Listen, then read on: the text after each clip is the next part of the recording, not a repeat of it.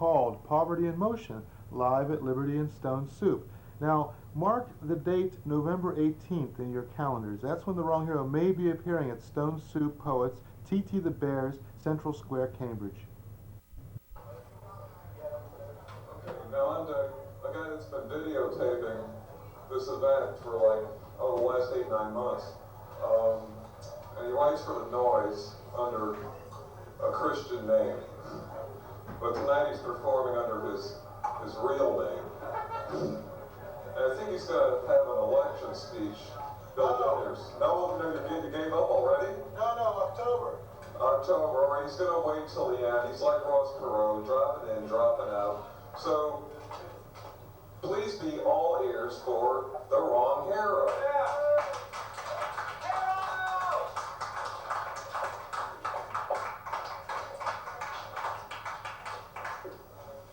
Hello, I'm The Wrong Hero, and this is comedy in its cheap, smokable form.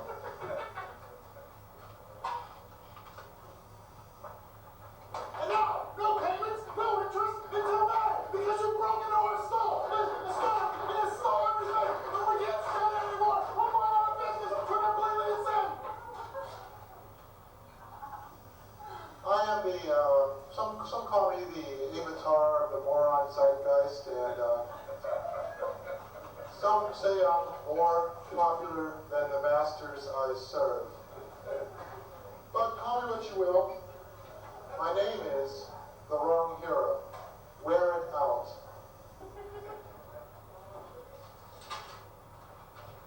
You know what really bugs me? Everybody else always ruins it for a few assholes.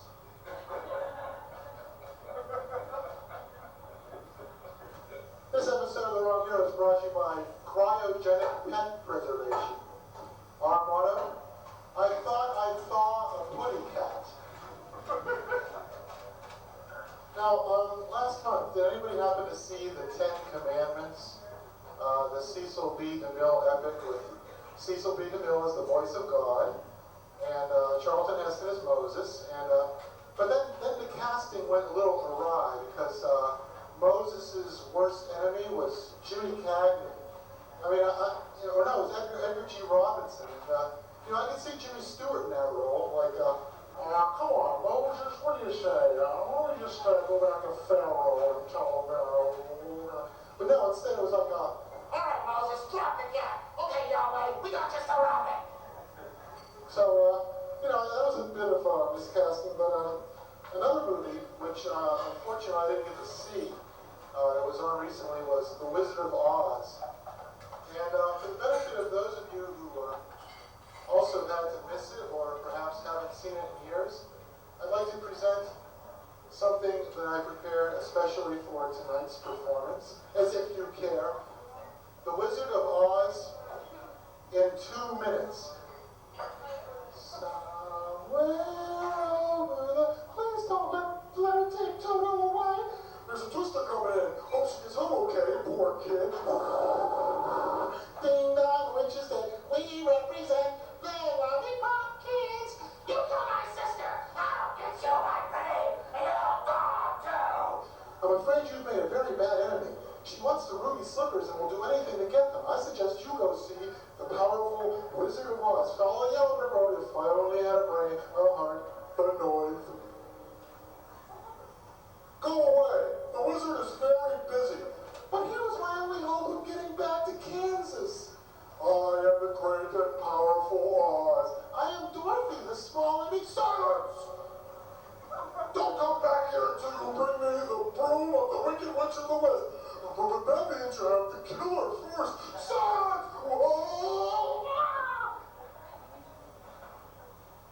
Look, it's the witch, and she's writing something in the sky. Surrender, Dorothy. Hey, I thought you didn't have a brain. Hey, well, I can read that anyway. Run to let's see here. Poppies, sleep, sleep. Go, my flying monkeys, and don't return until you bring me the little girl in the dog. Run, Toto, run. Dorothy. I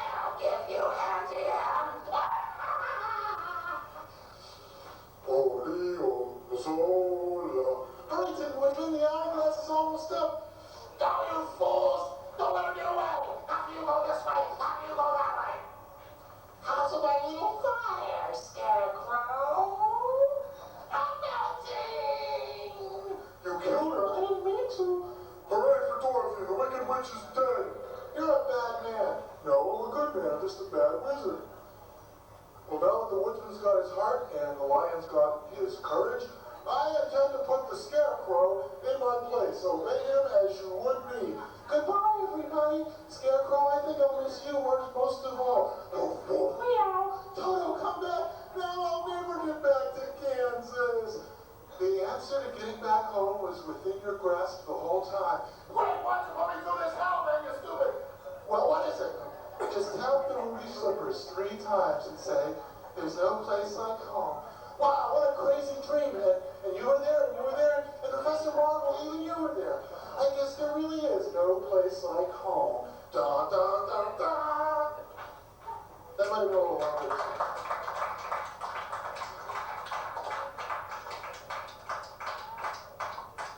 Thank you for your applause, as perfunctory as it was.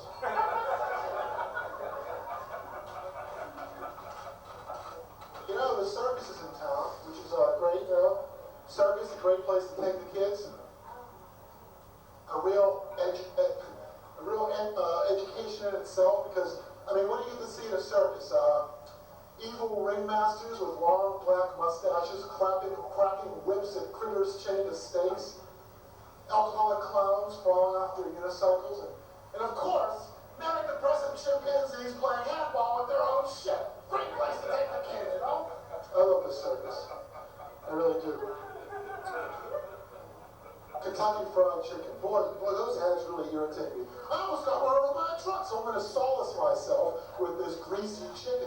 Or the one with the whining little daughter. Try to watch this without the sound sometime. Ooh, I don't do fat. Gee, thanks, Dad. You know, it's like Kentucky Fried Chicken, good home cooking, melts in your mouth. Then again, so does the mercury in a thermometer, you know? Well, I've been pitching some ideas to MTV, but they haven't really followed up on any of them yet. I had Huckleberry Finnegan's Wake, Waiting for Godzilla. I wanted to do a remake of Streetcar Named Desire. I was going to call it Fucking Trolley Sluts, Triple X. They didn't go for that, so I toned it down, and I figured I'd call it Little Ho on the Prairie. That was no good either. I had this great sitcom about a cemetery. It's called The Plot Thickens. They passed on that one. And I had another one, I Heard You the First Time. It was about an illiterate ventriloquist who moves other people's lips when he reads. Too conceptual form now. The Voodoo Show. If you do not watch, you will be horribly mutilated. But they passed on that too. And I wanted to do this thing, it's, you know, this Disney thing, updated. Instead of That Darn Cat, I wanted to call it That Fucking Mutt. You know, a championship purebred dog falls in amidst a family of disreputable trolls. And then I wanted to do Crack Time Theater. We're fooling Mayor Marion Barry. We're replacing his usual coffee with crack cocaine crystals. Let's watch. That didn't really fly either. Well, this is something I do from time to time. It's like a sort of reverse auction, like I auction off these records. Like right here we have America with, you know, they have that big hit Horse with No Name. It's like, oh, that's so you can introduce them at parties, you know, if you had a name, but it doesn't. So, does anybody want this? $2, $1, 50 cents, 25 cents? I'll pay you a nickel to take it. No?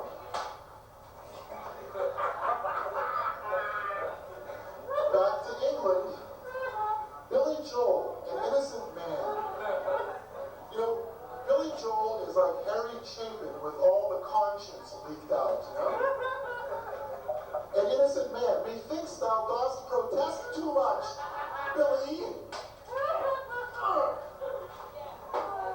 Now, if you want any of these records, sing out, and I'll put them aside for you. Let's see. Berlioz, Te Deum. Yeah, Te Deum was like the foremost thing on my mind when I heard this one. Aha! Foreigner. I want to know what love is. Maybe you should find out what melody and pitch are first. Foreigner. Go back where you came from.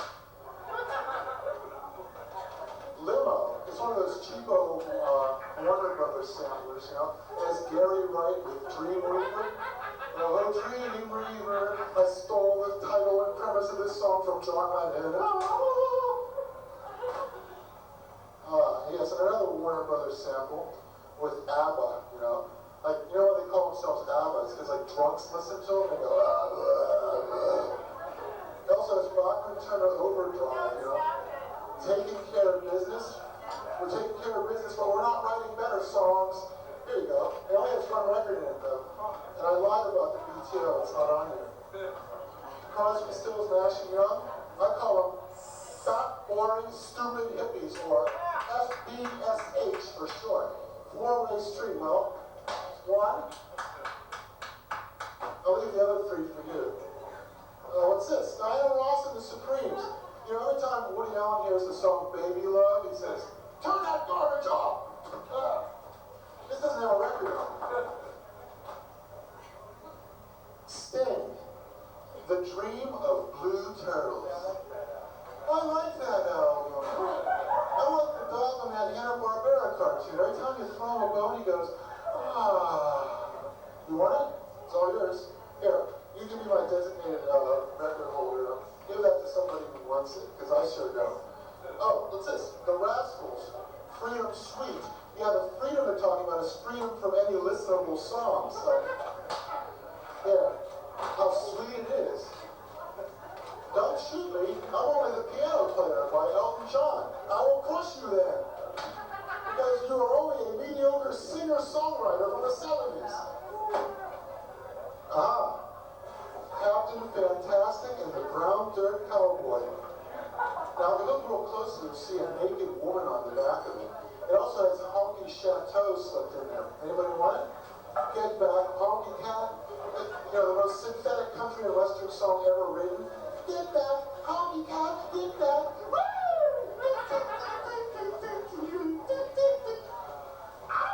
Get back, Honky Cat, get back.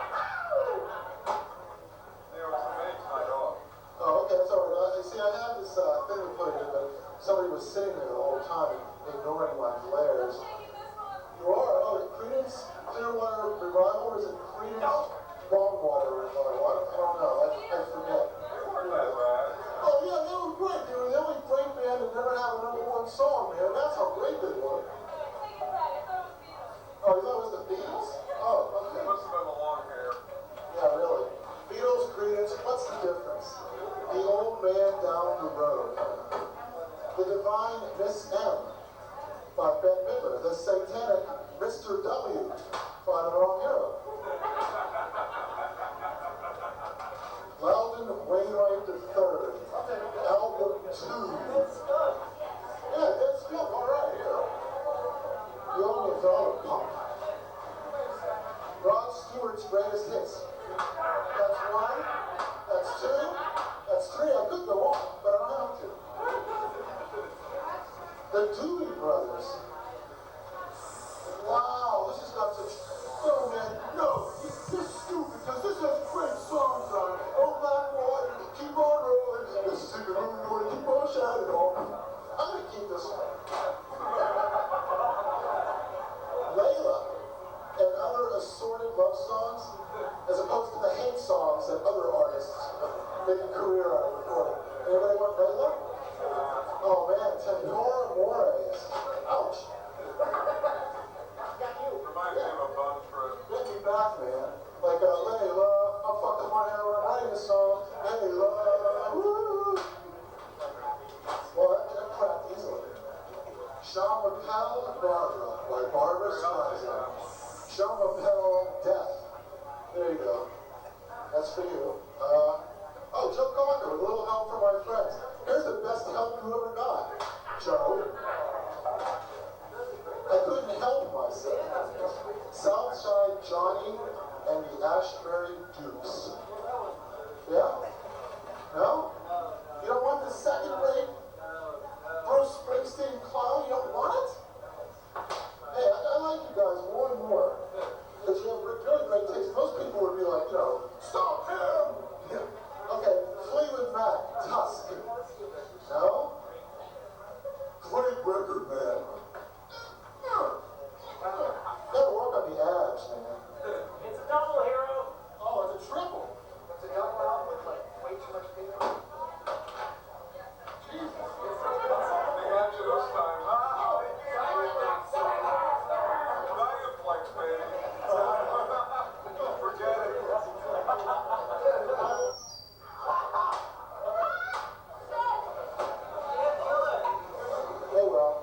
thing that wouldn't die. David Lee Roth. Eat it and smile. Oh, you want that? Okay. Here you go. I'll play. You can probably sell that for, 25 cents. Rad. No, I was supposed to say it's dank, man. Okay, here we go. Montalbani.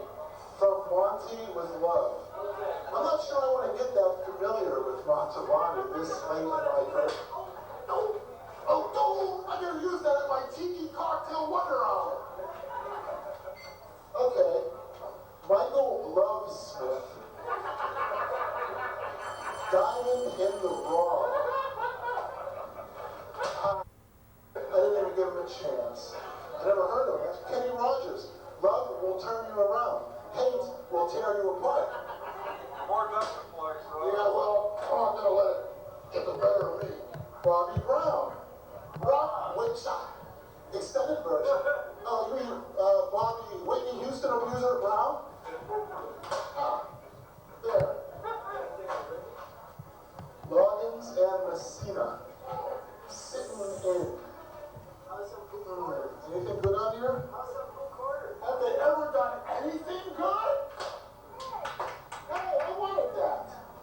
Well, you gotta sing out. Now That We Found Love by Heavy D and the Boys. You don't want this? I thought you youngsters liked this rap music. All right. Ben Morrison, Astral Weeks. Oh, can't break that. Can't break that, says one person. Right, I can see it, the tribunal, you know? It's like, Break it. really? You faggot! All right. Can't do all of them. You know what? Cypress Avenue had a big skip on it, so it was no good anyway. Let's see. Curtis Mayfield. Love is a place, you know? It doesn't have super fly. You want to get your blah. So, who needs it, right? WH. Curtis Mayfield. Didn't you like do about 50 albums or something? Number 8. Oh, I'm gonna keep this too. Meantime. I got time. All right, 2 minutes. Done. Eagles, one of these nights, I'm gonna bring. That's right. Move it. Okay, who said Darkman? Amnesia. I forgot why I bought this record. Yeah, you break. I'm gonna help you out. The Grateful Dead. I'm grateful. Okay. Joe Cocker, Mad Jones Englishman. Sketch tonight. Hey, just trim it a little around the horns, okay? Detective. Al Stewart, Year of the Cat. Graham Parker, Squeezing on the Sparks. Can't kill Graham Parker. Huey Lewis in the News, huh? Okay. Doobie Brothers, The Captain and Me. What? Boss Scott. No comment. Beaver King. Keep it.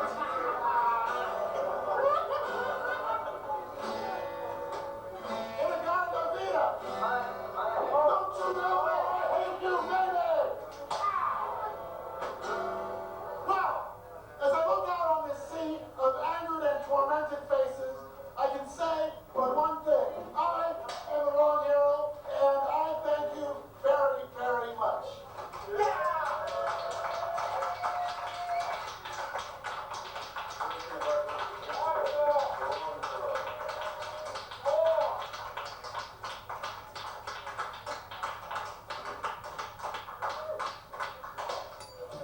Okay, everybody, anybody wearing Birkenstock sandals? There's a lot of broken vinyl around here. Okay, so be careful stepping over the broken vinyl. That's it, all right. Sorry for rushing things there. Okay, our next performer is a guy who hasn't been back here all. Your money's on the table underneath that beautiful Barbra Streisand album. Okay, that begins 10 minutes. A little one with the applause there, folks. Let's hear it again for Ken Betts.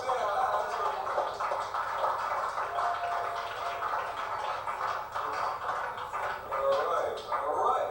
I mean, after all, 10th. And coming up next, our video patrol. I just don't know what to say about this guy. The proper phrase eludes me. But he has a way with iconoclasm and nihilism and avant-garde theatrics. Will you please welcome the Wrong Hero?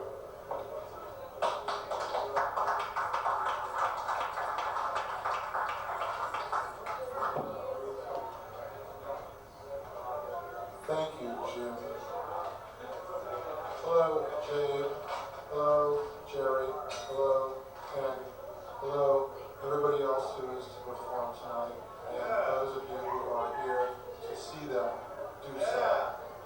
I would like to impart some of the ancient wisdom of the sages.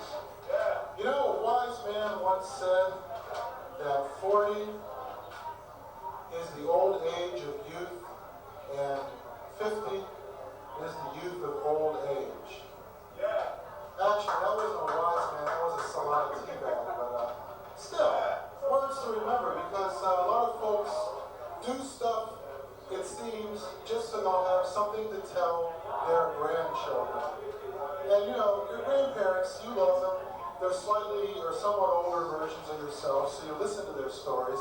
But you know, sometimes they're very interesting, but sometimes they get their stories and their facts a little confused. You know, like your grandfather, he'll be up there going, back in World War II, the last good war, I was fighting the Nazis. Single-handed, I might add. You know, it didn't seem like such a good war. And they'll get off on these tangents, you know, and they'll start talking about other stuff. And back in World War II, the Great Depression, well, I don't know what was so great about it. I used to take the trolley train. A trolley is sort of like a train, but it's on a track. And it's like, I know what a trolley is, man. That thing I'm a moron. And was it 2 cents or was it 5 cents? I don't care. Just get on with the story already. And yeah, back in 1960, the Steelers played the Super Bowl, or they would have played the Super Bowl if there was a Super Bowl, if they could hit it. And I was fighting World War V with Abraham Lincoln. He was signing the Declaration of Independence, and George Washington was fighting the Redskins, and they was in the Super Bowl too. And you know, they're always giving you this outmoded advice, like, if I were you, Sonny, I wouldn't invest in an amalgamated buggy whip. I hear tell they've got these here horseless carriages that are going to take over. There won't be no more horses. Or sometimes they'll just like really come out with something that's incredibly shocking, like, I work on this railroad. He was a good man. Mussolini was a good man. And it's like Granddad Mussolini killed like, you know, thousands, millions of. But you know, you don't do that. You don't try to like correct them. It's patience and exasperation and amused tolerance when you listen to your grandparents because you love them, and someday you'll be probably just like them. And what I'm wondering is, what are we going to talk about to our grandchildren? You know, hey, you know, back in '95, I was in Rochester with the Dead, and Jerry did that 50-minute version of China Cat Sunflower. Is that the phone or is that a flashback? It's the phone. Oh, shit, money. Hello? Hey, look, dude, I told you to stop calling me, man. Hey, listen, I don't need this hassle from you. Listen, I got a split. Okay, bye. Hey, he's my probation officer, man. After 50 years, you know, dude's about 150 years old. He's still on my case because I even called him back in 1983. You know, telling him I was going to Colombia. The country. There was nothing going on anyway. You know, back when we were at the Grateful Dead concert, your grandma was pregnant with your dad, and she was tripping. But there was no strychnine in the ass. It's the fact that you got 7 fingers on your foot has nothing to do. Don't let the kids tell the kids at school that you're a superiorly endowed evolutionary being. One of the new generation of laughing free men and avatars who are going to change the world. Hey, little dude, you want to party? And you know, our grandchildren will be like these cold, emotionless robots, like, grandparent, I do not comprehend your utilization of the noun party as a verb. Kindly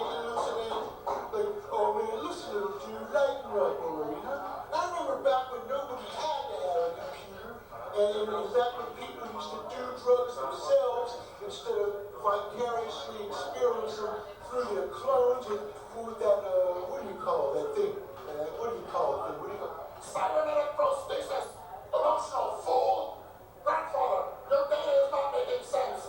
Please log off and reboot when you decide to express yourself in a logical manner.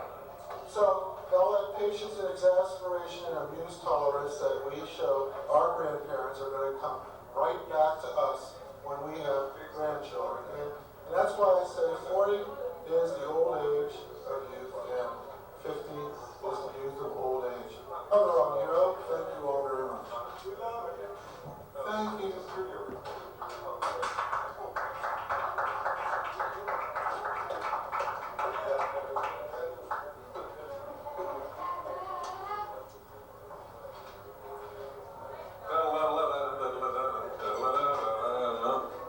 Okay, and you know it's so funny, like how the way acts follow each other, because this next act really fits following that last one, I think.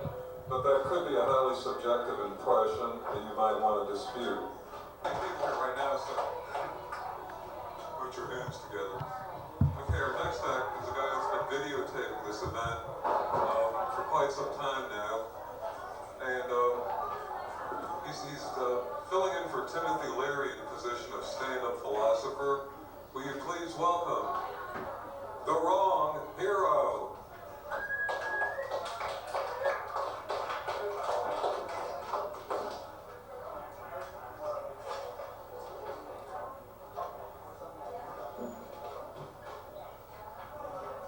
Hello, I'm the Wrong Hero, but I prefer if you think of me as more powerful than the masters I serve. I have an important announcement. If you'll excuse me for a moment. The annual meeting of the Society of Bitter Outcasts and Hermits will not be held today, or any other day, so that I might bring you this. Something for the kiddies. I call it situationist nursery rhymes. So gather round, children. Old King Cole was ruthless in his exploitation of his salaried robots who brought in his pipe, bowl, and fiddlers 3, stupefying palliatives which served to render the intolerable boredom of his hegemonic regime palatable. Little Jack Horner sat in a corner, eating his Christmas pie. He pulled out a plum and said, "My selection of this plum, which clarifies my intent to make an ideological statement, symbolizes what Freud would call a food dirtying motif and represents the expropriative greed of a state of arrested development, stemming from a childhood burdened by affective deprivation due to the depredations of a ruthlessly exploitative, mercantilist society which rules and fragments the nuclear family by means of the iron law of wages. Nevertheless, what a good boy am I." And one more if you can stand it. This little piggy went to market in spite of the massive dislocation caused by the breakdown of the spectacular commodity economy. This little piggy stayed home, thereby demonstrating by his refusal to participate in a corrupt system the vigor of his struggle for autonomy. This little piggy had roast beef and was thereby culpable of depriving the third world of badly needed grain. And this little piggy had none, finally breaking, once and for all, the karmic chain of retribution. And this little piggy cried, "Wee, wee, wee," all the way home, demonstrating in so doing an admirable spirit of communal solidarity by refusing to be passionate about his own alienation.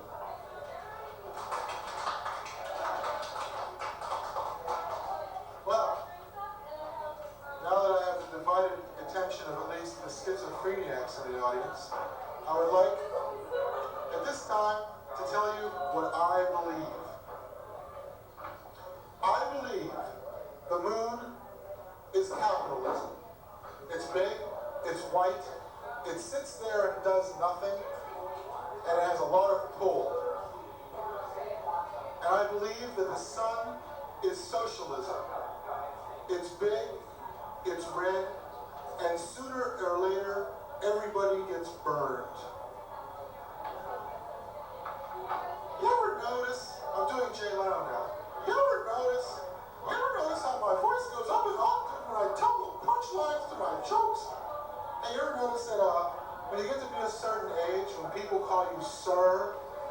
what they're really saying is fatso.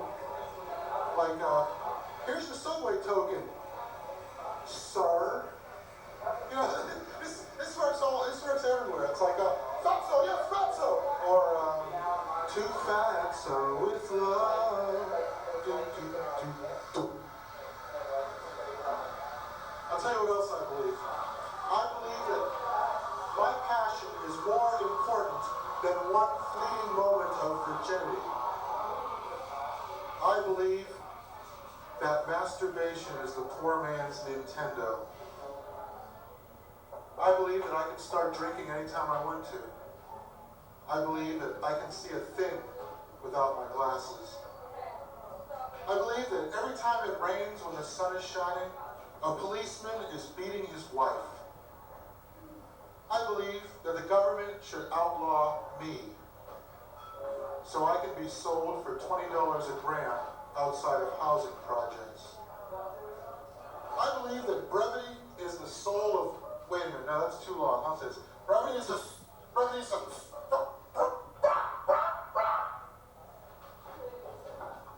You ever notice... I'm back into Jay Leno. You ever notice my friends used to call me Ratchet Jaw in 6th grade? Now I got even... You ever notice that people say that a dog is a man's best friend? And I'm like, yeah, sure, a dog's my best friend. All my best friends fuck in the streets. All my best friends piss in the corner. All my best friends kill chickens. All my best friends huck kibbles and bits onto the linoleum. All my best friends beg for treats with their genitalia exposed. Yeah, dog is my best friend. Well, I'll tell you what else I believe. I believe that a socialist is a hobo with a PhD. I believe that we spend... How much did you spend to go to college? It was free. Oh, cool. All right, that's about what it was worth, too, right? How about you? How much did you spend to go to college? Yeah. 10, 20, 30, 40, 50? 20? $20,000. And what do you learn in college?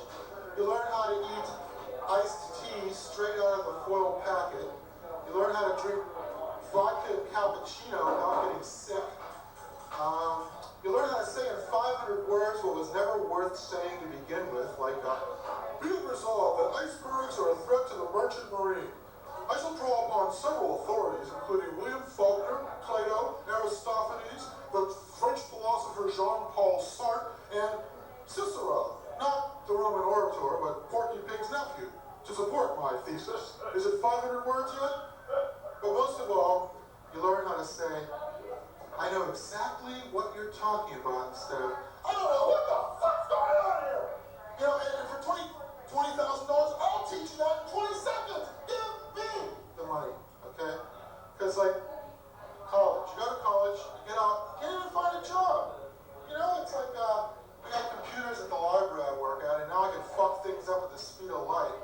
Really great improvement. Boom, oh, just wiped out the whole database. I guess I'll take that job at Disneyland. Oh, man. I'm having problems getting a real job that pays more than $9,000 a year. Maybe it's the resume. This is my resume. It's mine. Do you hear me? Mine. Get your filthy hands off me, you crazy little man! Or maybe it's the cover letter. Dear Personnel Director, suck my drug-laced nipples, earth filth. Signed with socialist greetings, the wrong hero. Or I don't know. Maybe it's the interview process. I always seem to give the wrong answers. Like I tell the truth too much. You know, you're not supposed to tell the truth at job interviews. You're supposed to make shit up. Like, oh, I don't know. Why have you been out of work for so long? I don't know. Ask my parole officer. Name your boss's two biggest weaknesses. Oh, that's easy. Throat and kneecap. Do you have any questions for us? Yes. When can I start killing the peasants, Mr. Big Whip? And how long do I have to work at this job before I can go on disability and collect unemployment? Those are my questions. And, you know, it's the quiet ones who do all the work. Isn't that right, Jim? No. Oh, Jim would know. Where do you work? What's the name of that place?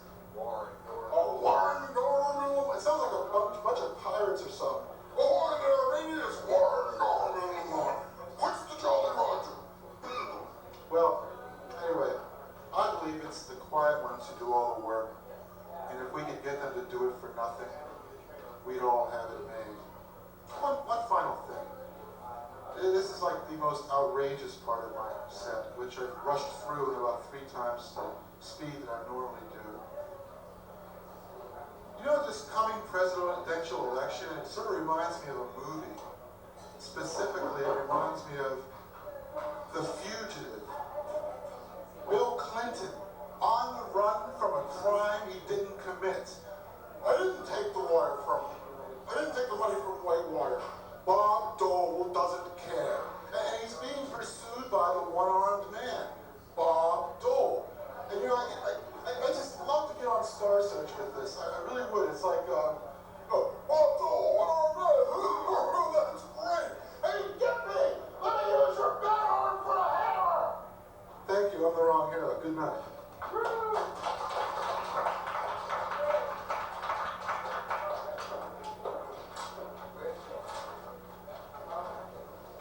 That was the wrong hero. Let's hear it again. We're ready for Hollywood. Okay, now we got a guy coming up here with a couple of his friends. Jay Meyer with his friends from Painted Blue, and they're going to take a little time to set up. To read a little poem that I managed to write in between sets. And I don't really have a title for it yet, but I will give it a provisional title, which will be, gee, I don't know. Well, we'll call it Sleep. And it goes something like this. Asleep, we are as close to far away as anybody living. Another rhythm animates the soul. Another music speaks in forgetfulness's frozen tongue. In sleep we touch our own mortality. Imagined moments float before our flurried eyes. We blink aside the shadows and the fleeting scene is gone.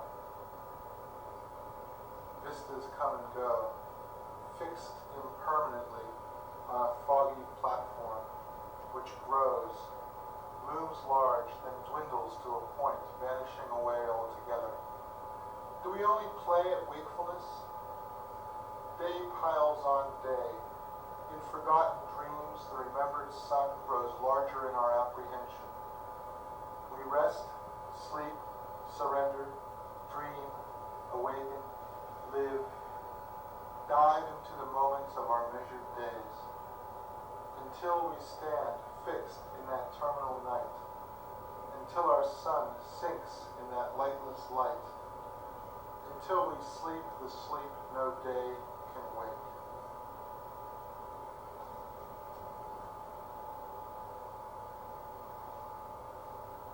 Maybe I'll change that 5th line to, in sleep we meet our own mortality. I don't know, it's still a work in progress. So, bear that in mind. I suppose I should make the usual announcements. Noise party is coming. Oh, you're going to be back in 2 weeks? Well, we do this thing on the second Monday of the month, so the next one's going to be the Monday after Labor Day. If you want to drop by and bring some of your friends, have some scones. And the men's room should be working by then, and the ladies' room. And, okay. Bon voyage. Okay, and now, hot off the campaign trail, because, I mean, he's already a hands-down winner. I'd like to introduce the next president of these here United States. Can you please welcome the wrong hero? Dun, dun, dun, dun, dun, dun. Keep going. Let's let everybody. Dun, dun, dun, dun, dun, dun. What am I, an idiot up here? Dun, dun, dun, dun, dun. Dun, dun, dun, dun, dun, dun. Beautiful, baby. As a candidate for the presidency of the United States, you'll never catch me with my pants down because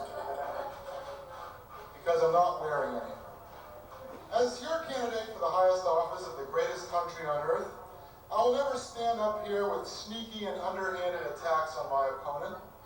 I'll do it anonymously on the telephone. As president, I promise my first act in office will be to pardon anyone who has ever laughed at any of my jokes. I will empty the White House of every piece of historical junk the other presidents have put there and sell it to our nation's enemies. I will replace the Bill of Rights with the Bill of Wrongs. I will sell Hawaii to Japan, Alaska to Russia, and the Louisiana Territory back to France. Forrest Gump will be my vice president. I'm running this race, and in running this race, I will guarantee you one thing. I am not a crook. But I got some boys on my staff who are.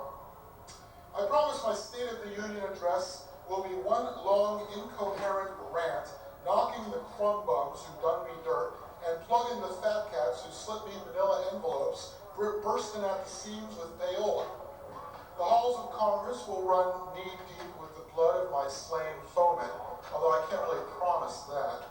I will rid this room of insect pests, because I don't want you to have anything. I promise when I sit down to negotiate with the Russians and the Chinese, no matter who's in power, my motto will be, I'm afraid of you burly men. I will not be an albatross around your necks. I will be a millstone. If, as your president, I fail to do what I promise, tough luck. I'll be all in the whip hand, you filthy monkeys, once I dupe you into giving me the keys to the White House. Excuse me. I promise, if elected, to always leave the seat up in the White House bathroom. I promise to listen very carefully to my opposition and then spread ugly rumors about my critics. In my presidency, I will out-stupid the village idiot. I promise during important official ceremonies of state to be snappish and weepy. I will respect the rights of the minority and then do what I damn well please. I will ignore the talented, reward cronyism, make everybody's decisions for them, and nationalize the Masons and the Mafia. I will declare a cultural war, not out of any sense of conviction, but because I like the way it sounds. And I promise you, I will always be consistent in the way I screw things up. My first instinct will always be to lie. But I will always be careful to parrot my nonsensical pet theories, use lots of fancy words that I don't know the pronunciation or meaning of, listen attentively to my corporate masters, follow every blip in the polls slavishly, and bureaucratize everything in sight. In other words, if I'm elected, it will be business as usual in Washington, D.C. As always, I will hold myself exempt from any moral standard. I will do everything in my considerable power to make the grand institution of the presidency the object of ridicule and mockery. I will embrace the idiocies of the majority, flatter them for their stupidities, and seek out scapegoats when they are forced to suffer the consequences of their prejudices. I will study everything the average man is ignorant of and studiously ignore the counsels of the learned. As president, I will, in the words of Ambrose Bierce, be fierce as a fever, pitiless as the grave, blind as a stone, and irrational as a headless hen. I will reply to the pointed questions of my opponents with irrelevant answers. In the presence of Damoclean swords, I will sell shoddy scabbards at a hefty premium. I will not be in the White House for you.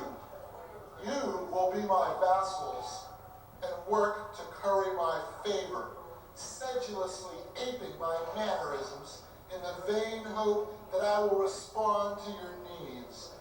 It will be my needs, however, which will always be paramount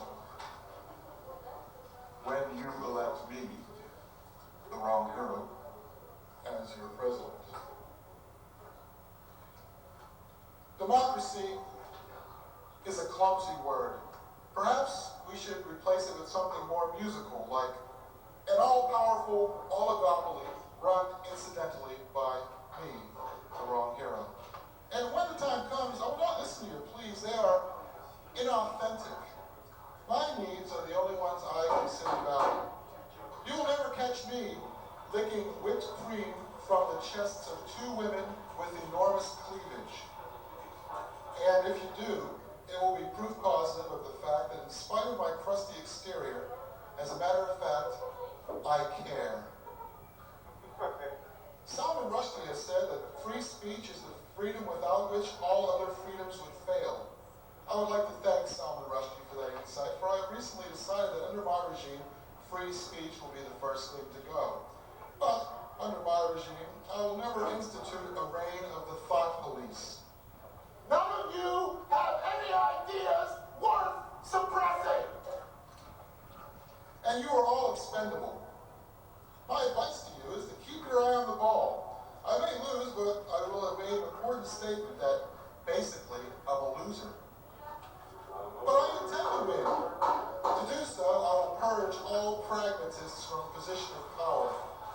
Not out of any conviction, but because I like the word purge. In this election, I want moderates and centrists to stay home. On election day, I'd actually like everybody to stay home. I'd be perfectly happy to be elected solely on the basis of my sole and solitary vote. I'll never ask you to vote for something that isn't good for you. I'll just go ahead and do as I please and not trouble you by asking for your pitiful advice. My motto will be, I will accomplish very little, and what I do attempt to do won't make sense. Basically, I'll do it if I think I can get away with it. In such a way, I will conduct affairs of state, and if you're lucky, you'll get to read about it the following day in the newspapers. Do any of you read the newspapers? Me neither. I'm with you there. I'm the wrong hero, and I'm a troublemaker. I don't read at all. Well, actually, I do read, but it's only certain select publications. I don't get Business Week, I get Slackers Day. I don't get the Reader's Digest, I get the Illiterate's Bible. I don't read Rolling Stone, I read Cool Muzak, also known as Cheeseball. I don't read Fortune, I read Bankruptcy. In fact, I live it. I don't read Mother Jones, I read Father Smith. I don't subscribe to the Nation, I subscribe to feudal city-state. I don't get the New Republic, I get No Republic. I don't read Partisan Review, I subscribe to Suggestible Hermit. And most of all, I don't read Scientific American, I have a subscription to Superstitious Caveman. Yes, I am a troublemaker. I had to go to court. Superman was the prosecuting attorney. He saw right through me, literally. He's been mad at me ever since when he was Superboy. I gave him a kryptonite lock for his bike. You should have seen him trying to go up the hill. Can't tell, getting weak. Anyway, I went to court. The evidence was antimatter. I was accused of not tampering with it. Well, I may be a troublemaker, but at least I'm well balanced. I have a chip on both of my shoulders. And by the way, this episode of The Wrong Hero has been brought to you by Spam Light. Half the salivary glands and hog eyelids of regular spam. I'd like to open up a bar. You know, this place is obviously such a hip and happening place. I'm going to open up my own place. It's going to be called the Alzheimer's Lounge. A place where everybody knows your name, except you. A place where you can forget your troubles and everything else. Alzheimer's Lounge, conveniently located. We think, we don't. Remember. Ask about our specials. We have them written down somewhere. We offer over 300 beers, which is great, except we don't know where we put the bottle opener. Alzheimer's Lounge, you'll never forget it, unless you already have. Well, this is a folk music thing. I suppose I should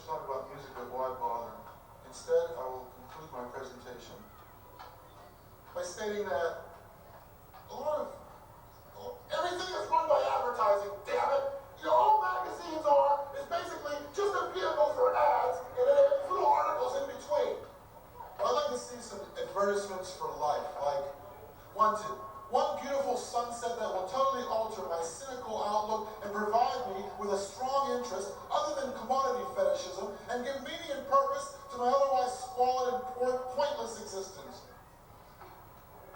And here's a little riddle for you. What's the difference between Boston and yogurt? What? Yogurt has an active culture.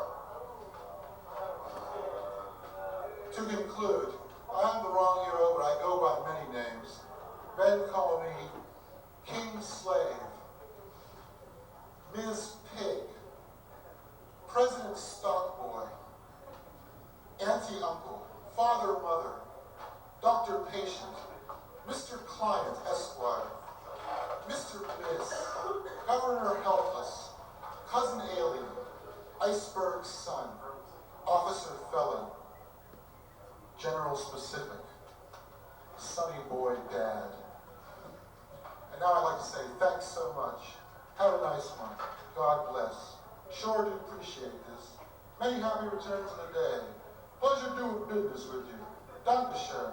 Grazie. Gracias. Domarigato gozaimasu. Merci beaucoup. Thanks a jillion. I'll never forget your kindness. This means a lot to me. God bless your day. Thank you kindly. Thanks.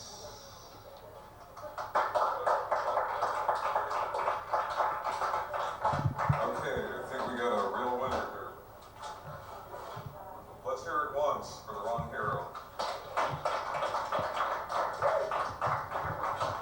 Okay, and it's a beautiful hat. Did you borrow that from Elizabeth Dole? Okay, and now for some music. And our first musical performer tonight. Let's see. Our next reader will be Francis DiMenno, The Wrong Her.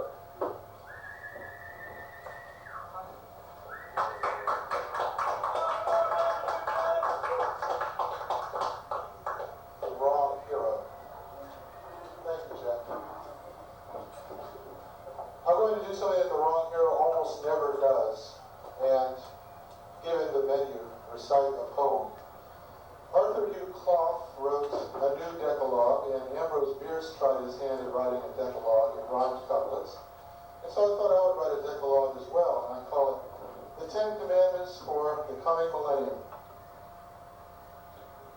No gods but one shall be allowed. Two's company and three's a crowd. A graven image is a crime, unless it's in the Guggenheim.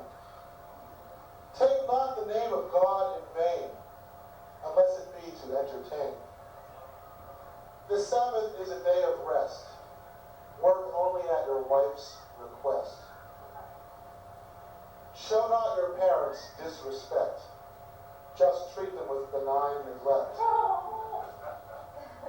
Thou shalt not kill thine enemy, unless the state doth so decree.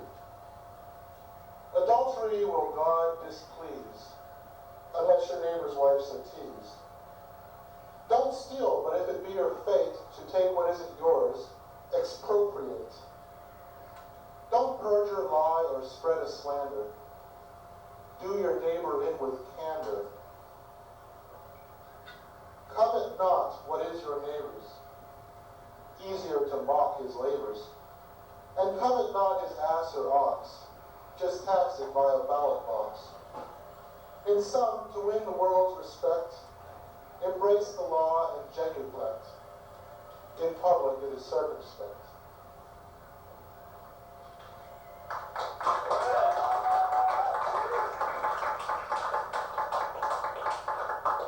You know, they say brevity is the soul of wit, but you know, when I think about that's too long. How about brevity is a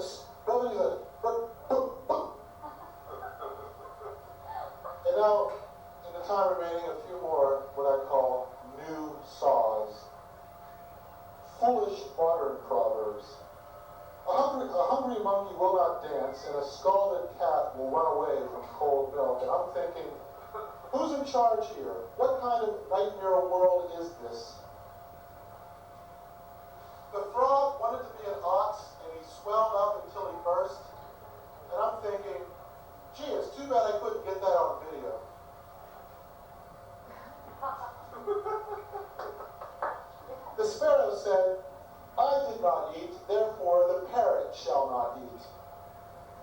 And the parrot said, "You know, I really don't appreciate that talking sparrow horning in on my act." If a parrot says, "Polly, want a cracker," Polly does not need a cracker. What Polly needs is a lesson in remedial grammar. It's the quiet ones who do all the work. And if only we could get them to do it for nothing, we'd have it made. I know a man who had the weight of the world on his shoulders, and his head was completely crushed. If you get your opinions from talking to the man in the street, you will both be flattened by large automobiles. The man who was born under a lucky star felt especially lucky once they pried it off of him. He who dies with the best Toyotas wins. You can't have everything. Where would you store it? And finally, some have said that man is the only animal who thinks, the only animal who laughs, the only animal who weeps. I say, man is the only animal who compiles these inane lists of what man is the only animal to do. I'm the wrong hero. Thank you all very much.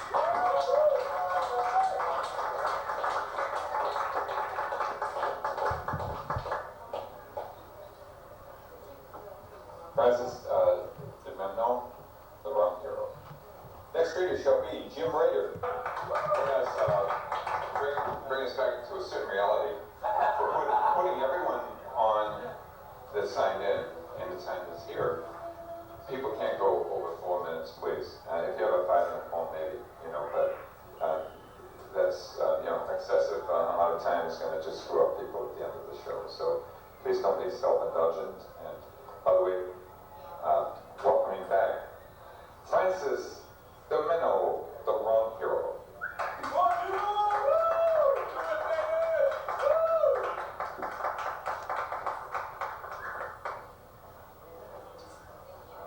On the way over here, I was thinking, everything is coming my way.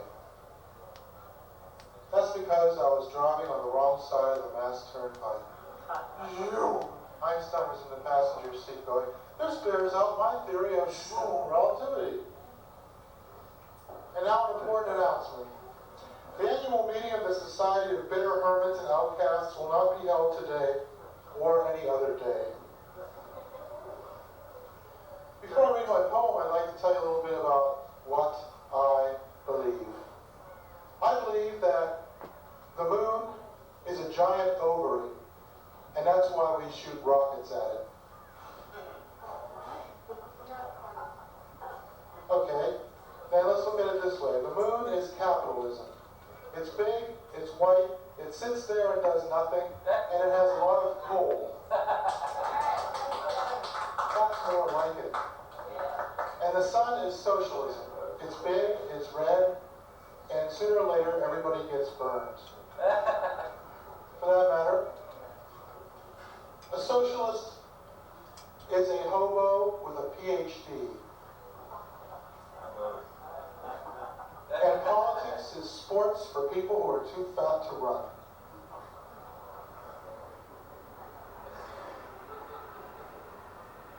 I'll read my poem, but first I'd like to read a little something by Edward Dorn, who said in his book Yellow Lola, which is a follow-up to Hello La Jolla, whereas poetry is now mostly government product, the work of our non-existent critics is unnecessary, the grades assigned to meat will do nicely. Prime, choice, good, commercial, utility, and canners. Ed Dorn has been an inspiration to me, and I'd like to, I'm going to have to actually try to sing this because it doesn't really make much sense otherwise, and I'm going to sing it in a twangy voice because at least if I can't sing on key, at least I can be consistently flat. And it's called poetry. 100,000 people in the United States read poetry, and I think about 99,997 also write it. And this goes out to them, and it's called poetry. Poetasters, versiflasters, wet your pens and write like bastards. Versiflasters, poetasters, write your rhymes with turkey basters. I cry perdition on you crawling worms, who get your inspiration from the Book of Forms. This is the Book of Forms, it's by Louis Terminal. It's very hard to use. I suggest the Poetry Handbook by Babette Deutsch. It's much easier to use. They give examples. As for me, a terza-rima sonnet, insipid stuff say I pox upon it, and verily I'd rather go to hell than be the author of a pointless villanelle. Poetasters, versiflasters, wet your pens and write like bastards. Pendargoes have never been my speed. For Anglo-Saxon prosody I have no need. Oh, by the way, Robert Frost once said that free verse is like playing tennis without a net. Well, I say that's better than making an enormous racket and having no balls.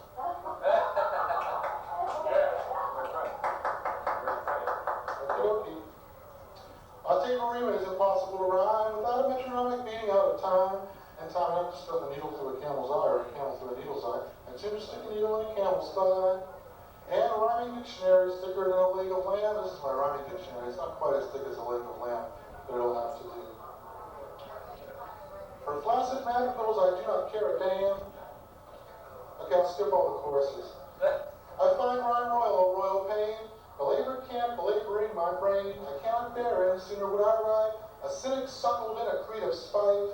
In dogged doggerel as I plow through now, and beat my pens to plowshares, come what will. I will not write hendecasyllabic swill. That line had 11 syllables. I cannot understand it anyhow.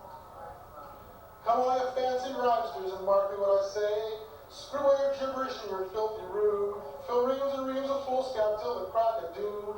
And specialize in forms so difficult to write. They must have been invented by some evil sprite. Console yourselves however so you may. Nobody's gonna read your poems anyway. Thank you.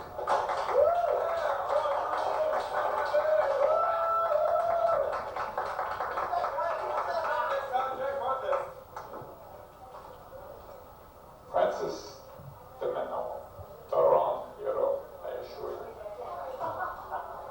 Thank you. Listen, if everyone looking at the clock, and please do that. Please keep yourself to 4 minutes. It's none other than the beloved wrong hero.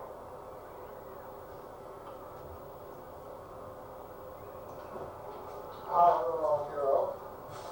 The most lovable hobo who's ever appeared on American television. And if you're watching Noise Party, and you might remember last week the wrong hero appeared in Stone Soup and spent so much time fiddling around with his introductory comments that he didn't really get a chance to read that poem of his called Poetry. Not only did he have to skip all the choruses, but all of the commentary which went along with it also had to fall by the wayside. And so now in the waning minutes of Noise Party, I thought as a special treat I would do the full-length version of a piece I call Poetry. Now, if you were watching this program 2 weeks ago, you might remember a young chap named C.T. Elliott. Actually, it might have been more like, yeah, it was 3 weeks. How's that? Last week was Stone Soup and part of Liberty. And 2 weeks ago, we had the bulk of Liberty, and immediately following the Wrong Hero during that Liberty show was a young fellow named C.T. Elliott. And I stole this tune from him. I just stole it. Well, not really. I mean, I kind of my own inimitable spin on it. Anyway, the prefatory comments to this piece have to do with the practice of poetry. Now, if you're like most people, and who isn't, then you're probably just like everybody else.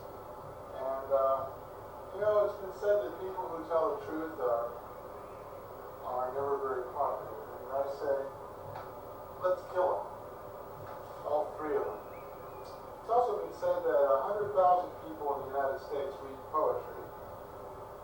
And I'll bet that 99,997 of them also write poetry. As for the other three, they're probably the same three who are the only three people who tell the truth, who we should kill. Well, I'm going to digress a little bit before I get into this. I went for a job interview at an insurance agency down in Rhode Island this morning. And it wasn't really an interview, it was more like they gave us an aptitude test, which dated from like 1944, except it was revised in 1984 and 1988. Well, you know, I mean, aptitude is aptitude, regardless of whether it's during World War II or whether it's during the Reagan era.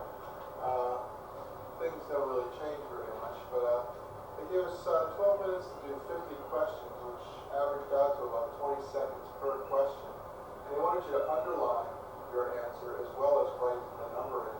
But I figured, well, with 20 seconds to answer the question, wouldn't it be just better to just write the number in and disregard their advice? And the really bizarre thing is, they had a calculator next to it, next to where we were taking the test, and yet on the front page it specifically said that you weren't permitted to use a calculator. Well, of course, you know, I have a mathematical mind. I can do sums in my head, I can do algebra in my head, and multiplication, division, and whatnot. So I didn't really need the calculator. And but what I'm getting at is that, you know, I went to school for all these years, 4 years of high school, 4 years of college. And I learned all these things like algebra and whatnot, and I never thought it might come in handy, but it did. The thing is, though, I'm the kind of guy that likes to do mental calculations while I'm driving, and try to figure out, well, let's see, if I go 80 miles an hour, then how long will it take me to go 60 miles? Well, let's see, 80 miles an hour is 1/3 faster, therefore it'll take me 1/3 less time. Therefore, I can go 60 miles in 40 minutes if I go 80 miles an hour. Is that true? Gee, I don't know, 80 miles an hour.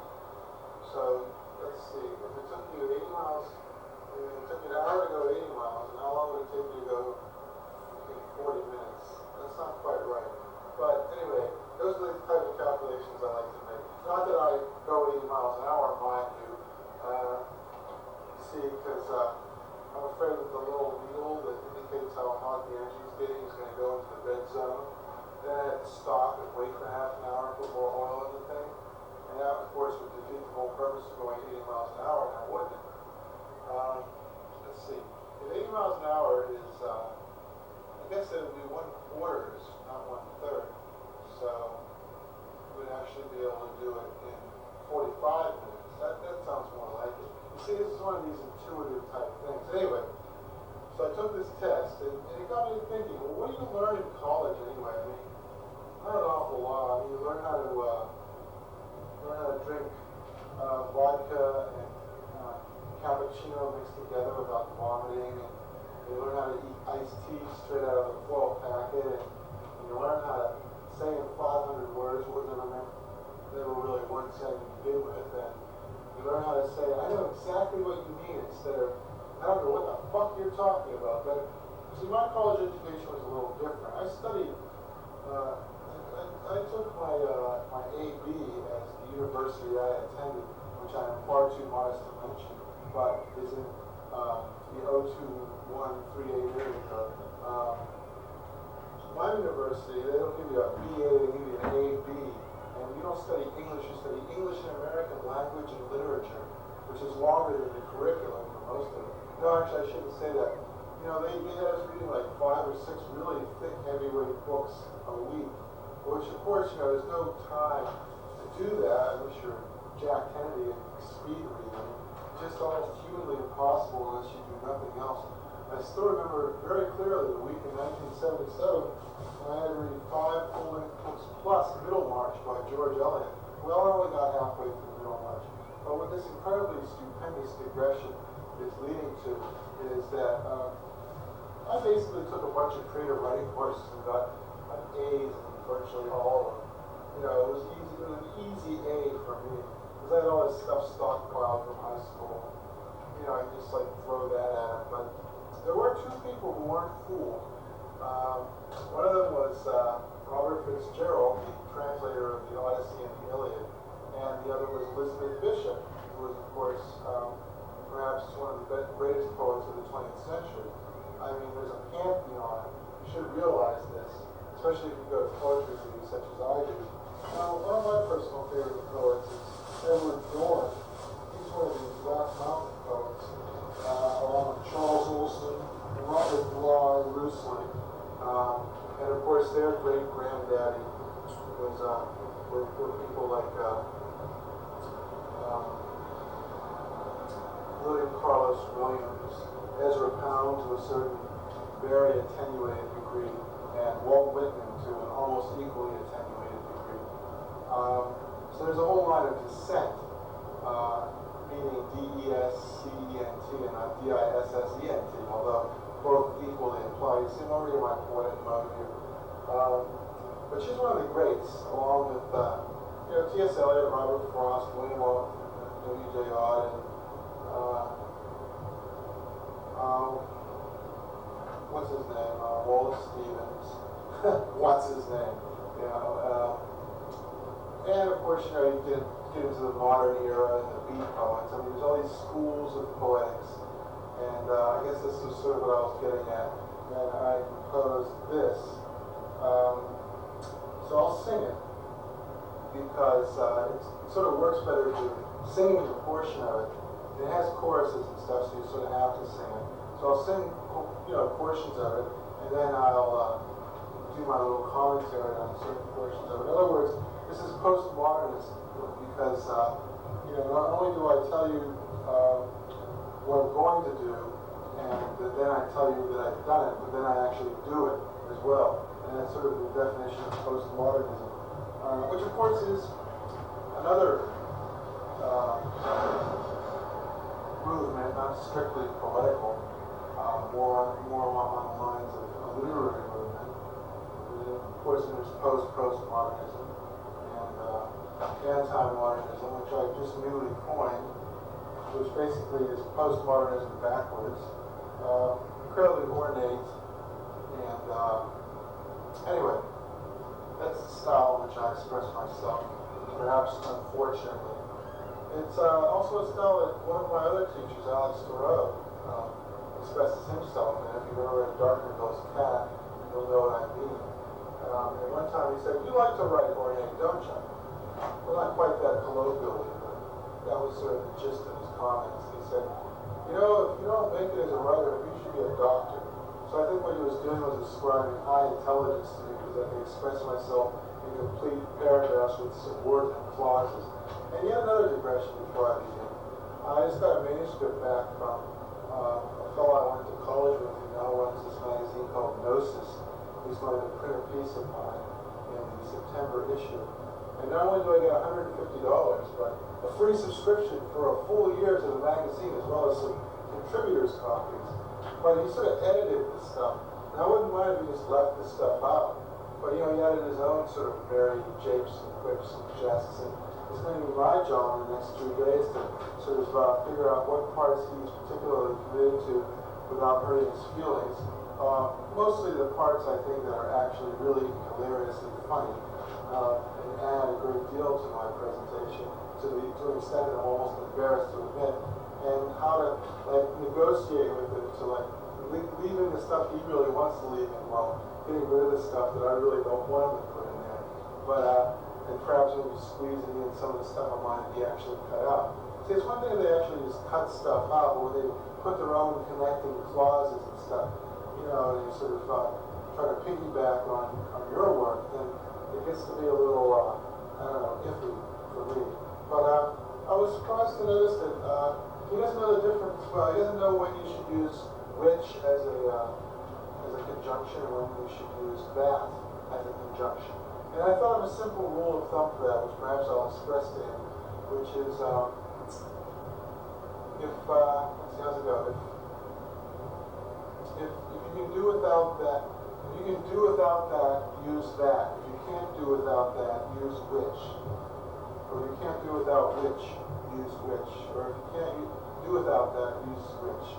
So in other words, that is to be used when it could easily be left out, and which is only to be used in general when it is a vital part of the linkage of subordinate clauses. Well, I began to sound like Robert Graves in his book, The Reader Over Your Shoulder, which I highly recommend. I saw it listed as like the only book a writer ever needs to read in order to write. Well, I got about 10 minutes left, so I'm going to do this, but it might very well take 10 minutes with all the digressions. Poetasters versus plasters, wet your pens and write like bastards. Verse plasters, poetasters, write your fine rhymes with turkey basters.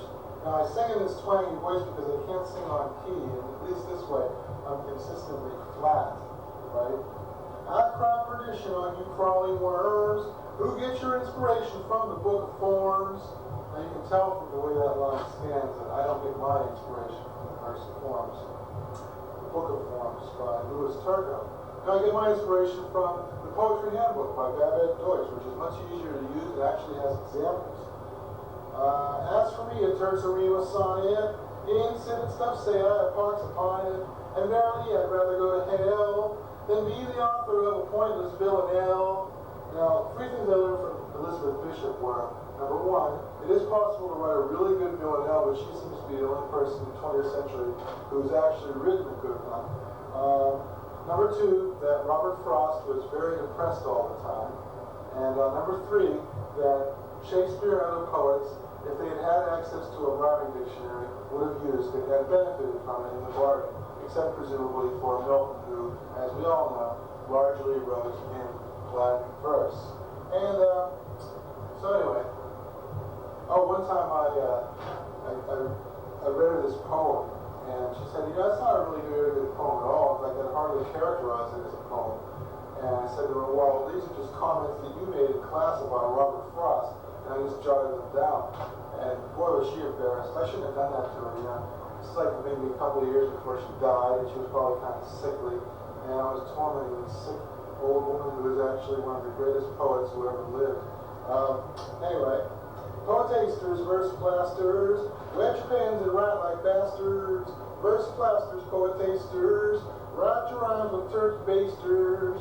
Pin there it goes, have never been my speed. For Anglo-Saxon prosody, I have no need. Now, Robert Frost said that free verse is like playing tennis without a net. Well, better that than making an enormous net and an enormous racket and having no balls.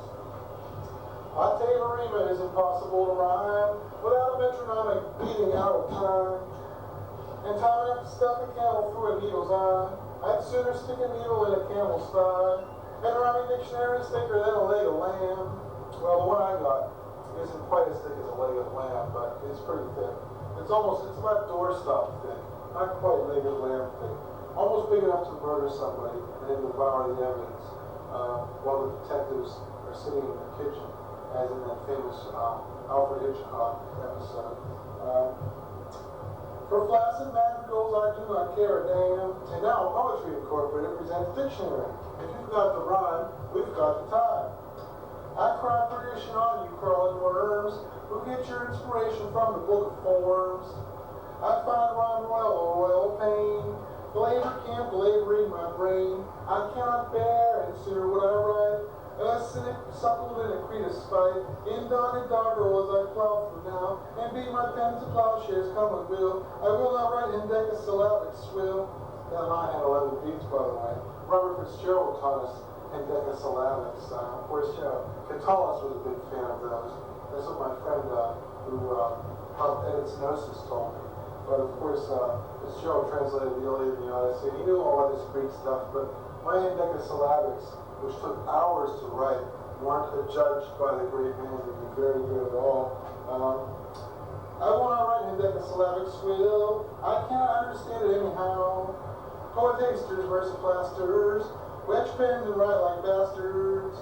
Verse plasters, poetasters, write your rhymes through turkey basters. I cry perdition on you crawling worms, who get your inspiration from the Book of Forms. Mind if I share a little light verse with you? I could have been a lawyer, I could have been a monk. Instead I am a poet, and now I'm mostly drunk. I stole that from the proletariat. I shouldn't say I stole it though, because lesser mortals, when they out and out copy something, well, that's called plagiarism. But when I, the wrong hero, the supreme intellectual of my generation, do it, it's called a homage.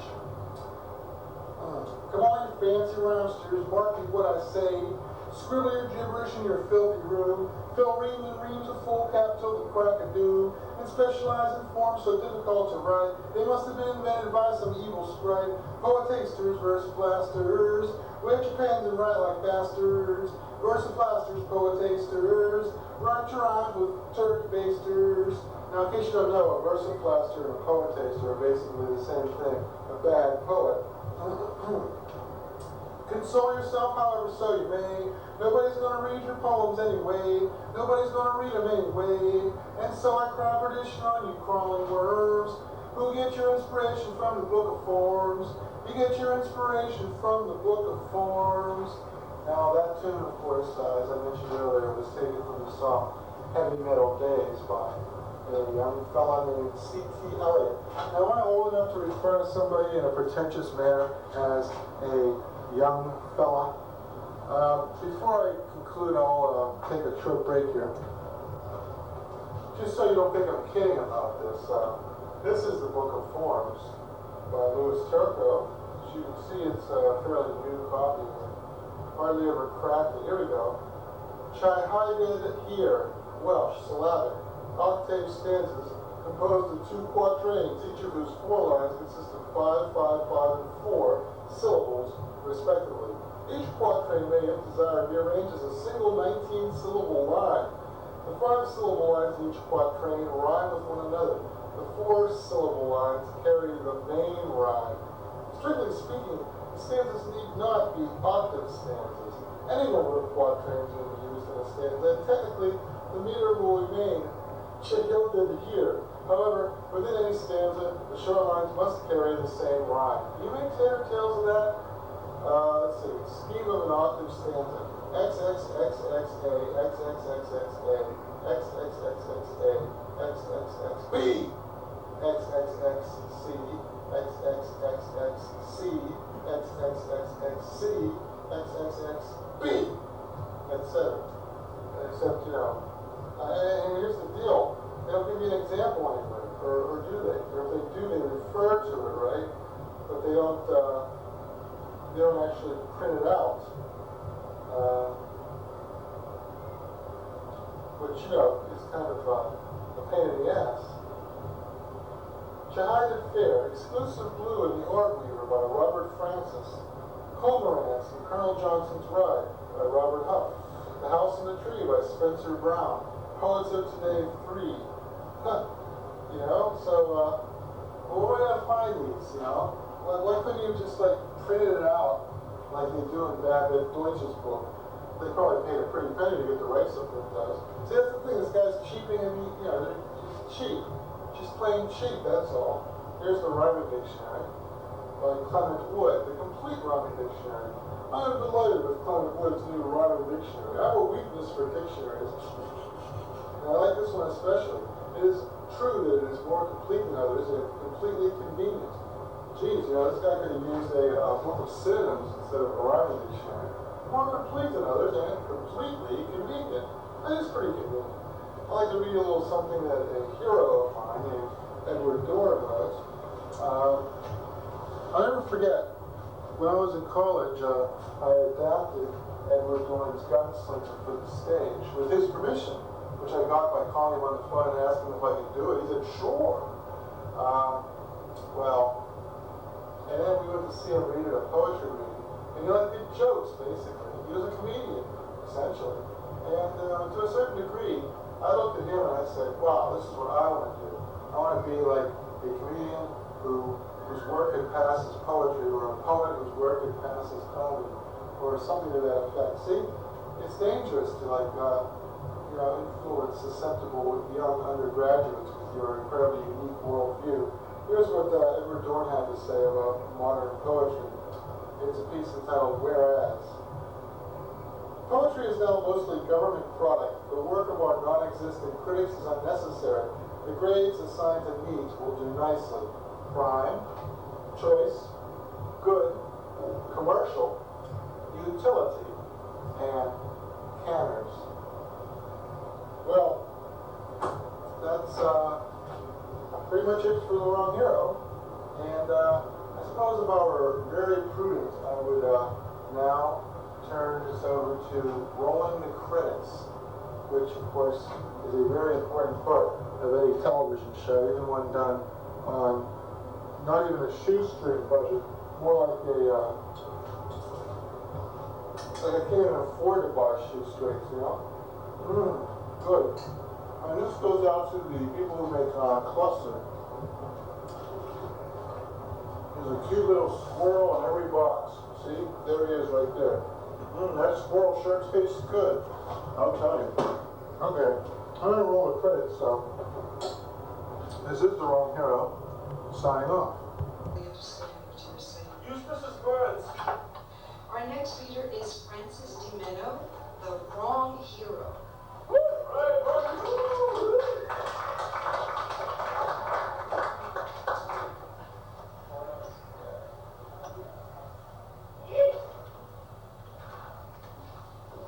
My name is the wrong hero. Some call me the Cracker Barrel philosopher of the bourgeoisie.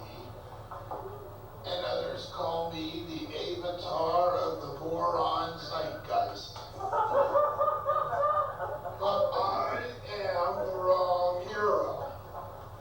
And I invented a Bible for children. It's called the Bib. And the Old Testament is one word: no.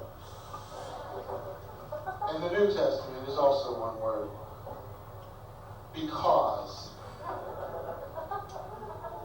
But far more influential on our young and unformed minds than any scripture, I believe, is the one movie we've all seen probably, at least 5 times, possibly as many as 8, 10, 12, 15 times if we're especially retrogressive. Not It's a Wonderful Life, but that other seasonal favorite, The Wizard of Oz. Now this is a great thing to let an impressionable child read, you know, separation from parents, and wicked witches, ominous soldiers, with big furry hats, and it made a great impression on me, and I'm going to try to re-encapsulate that impression in 3 minutes or less. So here it is, my post-modern self-referential tour de force, The Wizard of Oz, in 3 minutes or less. Somewhere over the... Please don't let him take Tyrell with his twister coming in, poor kid. Hope she gets home with me. Boom. Ding dong, witches that we represent the lollipop kids. You killed my sister. Oh, did you, my pretty? I'm afraid you made a very bad enemy. She wants the ruby slippers and she'll stop at nothing to get them. I suggest you go to Oz and see the wizard. Whoever it was, of course, William Jennings Bryan in the 1896 Democratic National Convention, who gave his speech about the Cross of Gold, which here is represented by the yellow brick road. Yellow brick road, yellow brick road, follow the yellow brick road, follow the yellow brick road, follow. I get the idea. Okay, I'm off.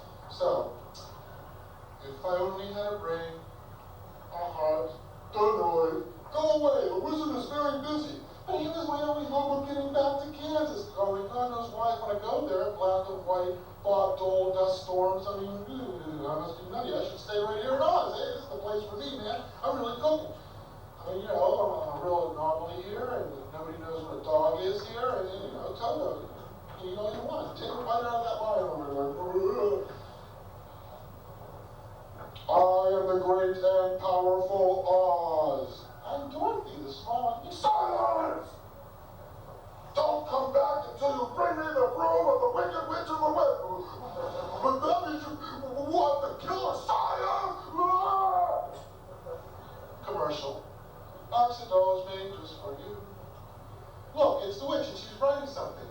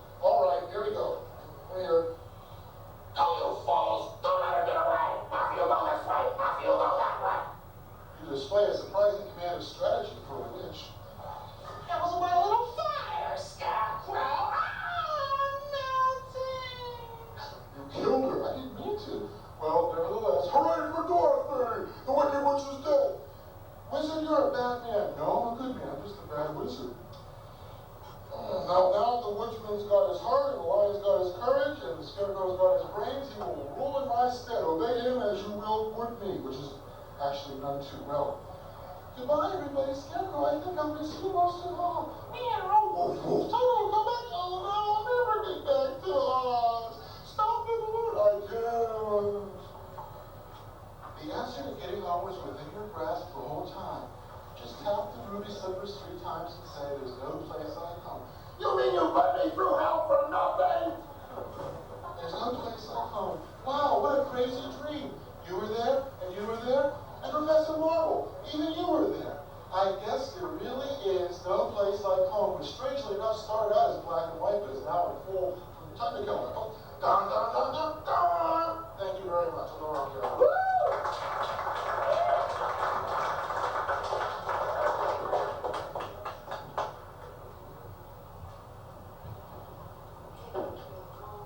Next is Lawrence Carradini. Let's see. To be followed by Francis DiMenno, the wrong hero.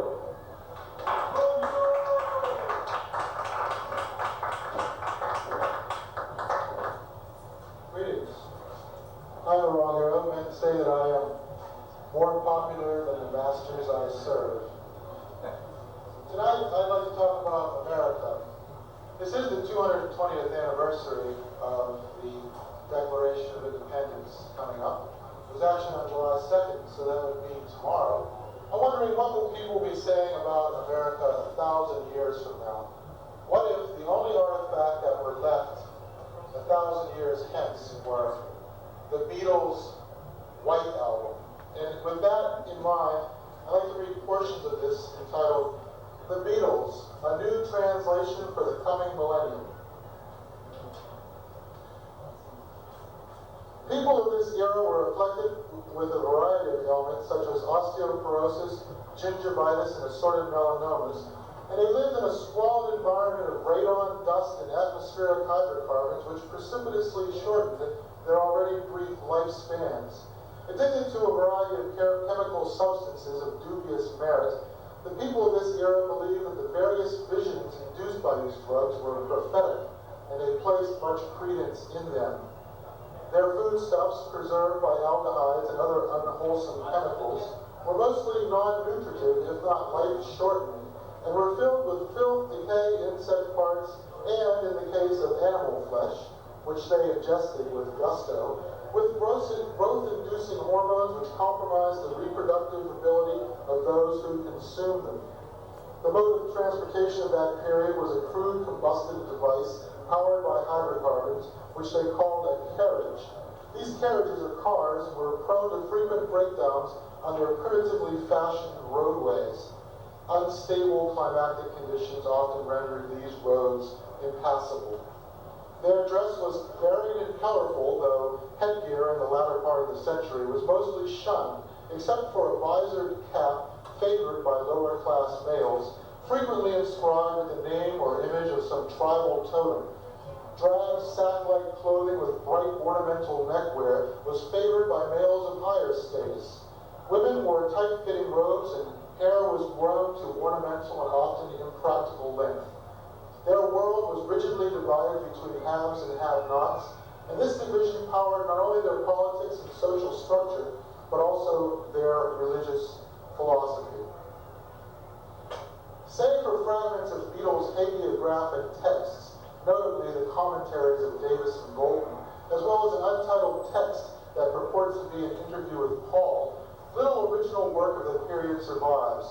This is not surprising. We know the ancient Anglo-Americans were generally contemptuous of literature, music, and art, which they regarded as pastimes for the mentally defective. The few glittering gems left by the Beatles must have shone all the more brightly for their rough setting. The new translation of Back in the USSR.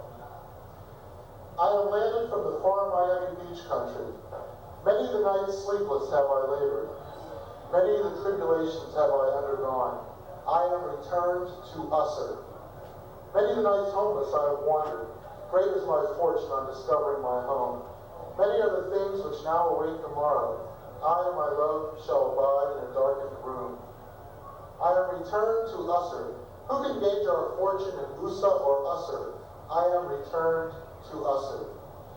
I will go to the white-hatted mountains of the Southland. I will travel to the remotest agricultural commune. I will hearken to the pealing of bells. I and my love shall abide in a darkened room. I am returned to usher. Who can gauge my fortune? I am returned to usher. And this one's Rocky Raccoon.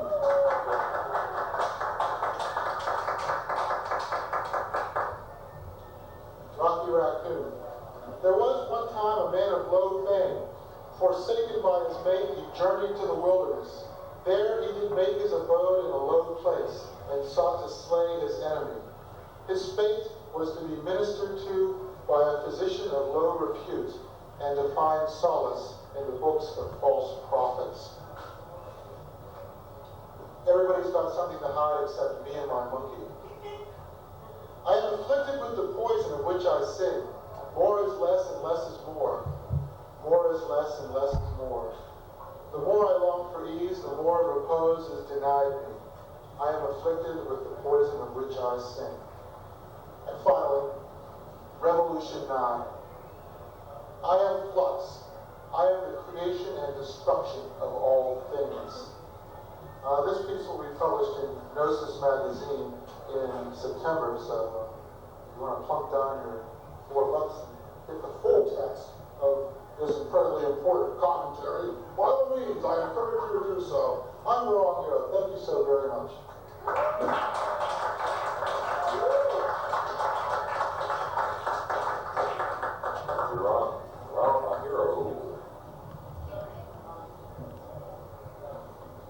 Hi, I'm the Wrong Hero. Sorry for the mess. I'm running kind of late. As a matter of fact, if I do this presentation, that is, if I finish this up here, I'm going to be about 10 minutes late for work. Oh, wouldn't want to do that now. Oh, no, sir. Oh, 10 minutes late for work. Oh, that would be too bad. But in any event, I will do this presentation because I think it's important. Now, you may have watched for the last, hour and 40 minutes as I performed at such venues as Liberty and Stone Soup. And, of course, that last Stone Soup performance, was rather truncated since, unless you're a featured act, you have 4 minutes to make your point. Which is good. I mean, because I'm not sure I could stand more than 4 minutes of not so sensational poetry. Now let's turn on the stereo here and see if the soap opera's taken. What's going on here? Well? It's in the south of France? Rehab. We'll see. Excuse me? My bout with the bottle was pretty nasty. Well, that's hardly unique. Yes. I create a lot of problems for Haley. Such Haley. as? Okay. I do it, okay. That's it, Haley. We know that that's all my children. Now, anyhow, in continuing the Beatles, a new translation for the new millennium, I'd like to give a little chronology of events as they transpire in this hypothetical future. AB, that is, of course, Anno Beatles. AB0, which translates to AD 1940. Birth of John, birth of Ringo. AB2, birth of Paul. We will from now on refer to it as year 3, year 4, and so forth. Year 3, birth of George. Year 18, question mark, formation of Beatles. Year 20, question mark, the Elvis riots.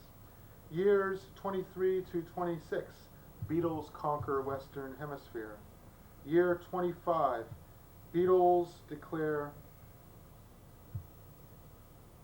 Lennon declares Beatles bigger than Jesus. Footnote, Jesus, prophet of now obscure sect. Year 27, Leary, footnote, prophet of now obscure sect, declares Beatles avatars. Year 28, the Beatles, the White Album, disseminated. Year 29, the White Album inspires Charles Manson murders. Footnote, Charles Manson, prophet of now obscure sect. Year 29, Paul rumored dead. Year 30, collapse of Beatles' empire. Year 31, Paul fragment issued. Year 41, Lenin martyred. Year 48, Goldman's commentaries published. Year 55, apocryphal texts free as a bird and real love issued. Years 120 through 180, the cleansing. Year 182, canonization of John Lennon. Year 183, Lenin riots, overthrow of the Paulists. Years 183 to 220, persecution of the Paulists. Year 192, heretical sect Sons of Harris formed. Year 210, Ringo declared anathema. Years 217 to 25, the cult of George Martin. Year 220, restoration of the Paulists. Year 313, the P document uncovered. Year 408, the L document uncovered. Year 458, Ringo restored to liturgical Kalend. Year 560, fragments of the White Album discovered. Year 715, George Martin canonized. Year 994, Paulists and Lennonites split into rival churches. Year 995, war between fanatic sects and rival churches. Year 996, new translation of the White Album. And year 997, preparations for the millennium of Lenin's birth. Now, apocryphal texts, these have been placed in the Index Prohibitorum and are available to those engaged in scholarly research at the Cleveland Rock and Roll Synagogue. Apocryphal texts: Barry's Epistle to Go Johnny Go, Lenin's Wisdom, the Book of Jet, All Things Must Pass, and Approximately Infinite Universe. Heretical texts. These forbidden texts are known to have once existed, but no documentation for any has been found except for the pagan Woodstock Festival. Their significance has been dismissed by most commentators. Heretical texts: Blonde on Blonde, Electric Ladyland, Woodstock, The Beach Boys Love You, Her Satanic Majesty's Request, and The Black Album. Apocalyptic sects. Footnote, I am not prepared to discuss the rightness or wrongness of these sects and their beliefs. I will declare that since they are all post-Beatle phenomena, they have not the slightest relevance to the text which follows.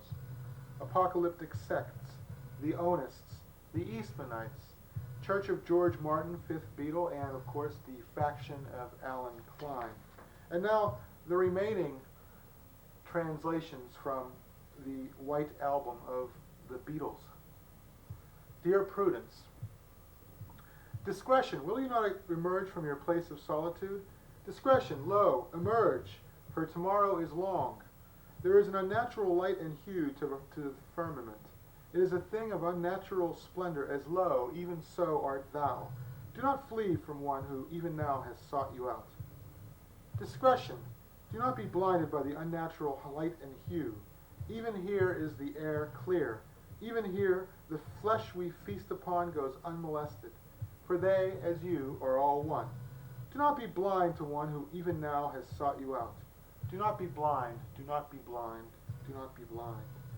Do not be ashamed that you have no appetite for flesh. For in thy honor the waters of the firmament shall be ornamental blossoms. Do not be ashamed. Do not be ashamed of one who even now has sought you out. The new translation of Glass Onion. Let us not go now to where what we see does not exist. Let us go to where we see what does exist, yet remains to our apprehension invisible. Let us see this thing which remains invisible to us, as those to whom it is not invisible see it. I am God and I am man. Man is God, for I am man and I am God. For from where I stand hard by the ocean on the hard shore, lo, even the Mother of God cannot see that which to our apprehension remains invisible. There is a man who abided on the hat of the mountain, of whom I once before told you. And to his apprehension that which cannot be seen remains invisible even now. Let us see the thing which remains invisible to our apprehension. though it be found not in all the limitless reaches of the firmament. Let us not go now to where what we see does not exist, invisible but with light all shining through. Let us go to where we see what does exist. A difficult text. Obladi oblada, the new translation. There is but one life force which governs all, love. One force in which all is focused, love.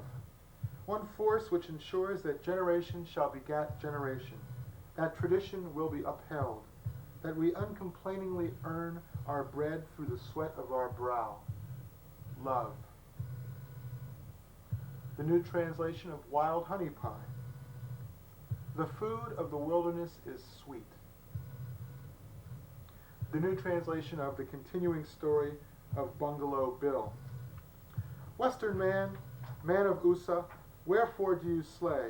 Wherefore do you destroy with terrible machines in the presence of your mother who gave you life? Wherefore do you slay? Wherefore does the flash of your terrible armament destroy all? Wherefore do you slay?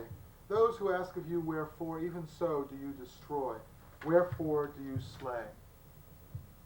The new translation of While My Guitar Gently Weeps.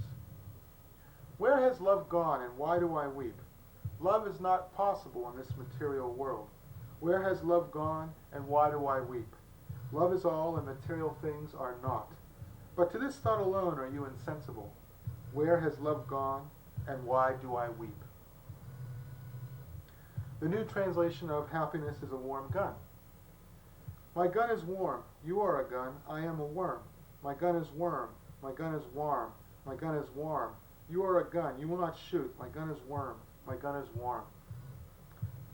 The new translation of Martha, my dear. I am your God, worship me alone, worship all. Foolish one, worship me alone. See all, worship me alone. Your worship is my spirit. Foolish one, worship me alone. The new translation of I'm so tired. I am tired. Should I array myself in godly splendor? It is forbidden. I am tired. Should I try to see as through the eyes of a god? It is forbidden. I have tasted the food of the gods. I have done the forbidden thing. I am tired. I curse the name of the foeman who has brought me to this state of lamentation. The new translation of Blackbird. Creature whose bones we have broken, whose flesh we long to feast upon, flee. We have broken your bones, we have broken your bones, we have broken your bones, we have feasted upon your flesh. The new translation of Piggies. We have feasted on you small creatures, you large creatures also. You foolish creatures cannot escape our feast, though you large creatures feast upon your puny brothers. The new translation of Don't Pass Me By. I hide, and yet you do not seek me out? Are you insensible to my glory? I abide, and yet you do not seek me out? Are you insensible to my glory? Be sensible of my glory. Many have been your tribulations. Are you insensible to my glory? The new translation of Why Don't We Do It in the Road? Let us follow the path to enlightenment. None will be sensible to our quest, but let us follow the path to enlightenment. The new translation of I will. Shall I wait for you to love me until you are called to judgment? I shall. You have never made yourself known to me in your devotions. Shall I wait for you? I shall. I shall wait for you to love me even as you abide in my all-encompassing love. And when you make yourself known to me in your worship of me, shall I forgive your sins when you are called to judgment? I shall. The new translation of Julia. That which I teach men, men shall not be permitted to know the meaning of, but I teach it so that your soul might be healed. Yea, even as the oceans these long years resound in my praise, so will you. Your hair shall be even as the sun, your touch shall be even as the moon. I shall not speak, but my silence will teach. Waken to me, so that your soul might be healed. The New Translation of Birthday. Lo, it is the day of your birth, and as I am in all things, even so is it mine. All shall be jubilation and ceremony. For lo, it is the day of your birth, and as I am in all things, even ever so, it is mine. The New Translation of Your Blues. I am dying. If I am not yet dead, why am I dying? I have died. I will die. I am not yet dead. Why am I dying? Mother was sky. Father was soil. I am of God. God is all. I am of all. If I am not yet dead, why am I dying? The bird of prey has blinded me. The worm has bleached my buried flesh. I have read the songs of lamentation from the book of Dil Ann. I am dying. If I am not yet dead, why am I dying? The pain of my flesh is such, I curse the prophets. If I am not yet dead, why am I dying? The New Translation of Mother Nature's Son. I am of humble birth. I am the son of all that is. I am come to teach of all that is. Witness the splendor of the fields. They tell of how I am come to teach of all that is. For I am the son of all that is. The New Translation of Everybody's Got Something to Hide Except Me and My Monkey, which I've already done, but I'll do it again. I am afflicted with the poison of which I sing. More is less and less is more. More is less and less is more. The more I long for ease, the more repose is denied me. I am afflicted with the poison of which I sing. The New Translation of Sexy Sadie. Why do the foolish mourn? They have been deceived by honeyed lies, by the false prophet who denies the law, who wins the acclaim of the foolish, who have awaited his honey lies. Who will repudiate their false prophet, to whom all was given and not taken back? For the sake of honey lies, eaten at the banquet place, why do the foolish mourn? Surely the false prophets shall be repudiated. Helter Skelter. When to earth I come, to my sense come many earthly things, but I am not intended for earthly things. For many things to you would I relate, but the marvels of the kingdom from whence I came, you have no ears to apprehend. All is confusion. Will you or will you not lend ears to my apprehension? All is confusion. When to earth I come, to my sense come many earthly things. When will you, when to earth I come, pay heed and apprehend? The New Translation of Long, Long, Long. I have longed. How have I longed love? Longed, I have loved. How long have I longed love? How have I longed? How have I longed love? How have I loved?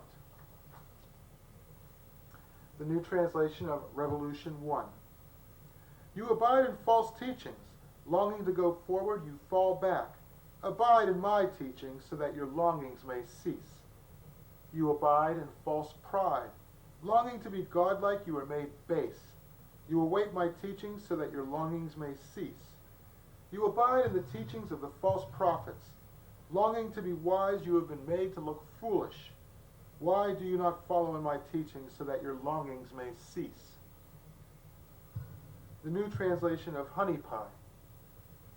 She has come from far away to the country of Usa. I have longed to tell of her return. Long have I sought her arrival. I have awaited her tales from the land of Usa. I have awaited tales of her disciples. Long have I sought her arrival. Wind, speed her return. I have longed to tell of her return. The New Translation of Savoy Truffle. You have tasted the honey lies of the false prophets. But when false prophets are overthrown and all precincts resound in my glory, you shall spew them from out of your mouth. the lies from the false prophets. For I shall overthrow all false prophets. The New Translation of Cry, Baby, Cry. Even as all men have but one mother, even as you have but one king and queen, even as you have but one queen, one duke or duchess, even as there is a spirit world you have no knowledge of, even as you have one mother, even as you have one ruler, so do you have but one God. The New Translation of Revolution 9. I am flux. I am the creation and destruction of all things. And finally, the New Translation of Good Night. The end, sleep. The dark, sleep. Heaven awaits, all is one, sleep. The moon, sleep.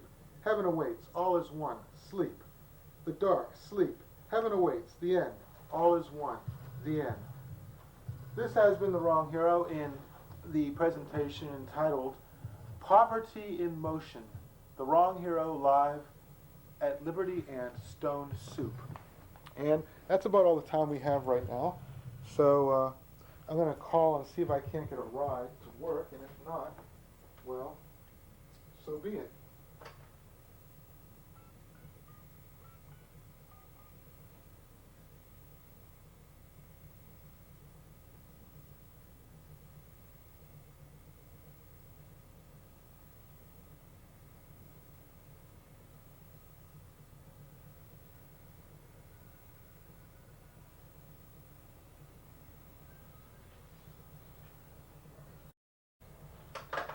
Well, I guess not. I'm going to be good and late, but that's okay.